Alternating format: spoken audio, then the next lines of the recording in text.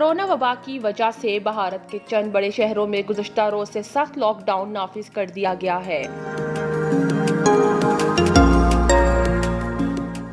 भारत में कोरोना मरीजों की तादाद गुज़श्ता 6 माह की बुलंद तरीन सतह पर पहुंच गई है। आज हफ्ते के रोज भारत में 93,000 से ज्यादा नए कोरोना मरीजों की तस्दीक हुई, जबकि हलाकतों की तादाद 500 से भी ज्यादा थी।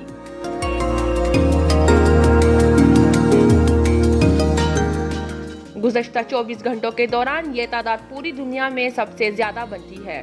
भारत में कोरोना वबा से मुतासरा होने वाले अफराद की मजमूई तादाद 1,23,00,000 के करीब है और अमवात 1,64,000 से जायद हो चुकी है।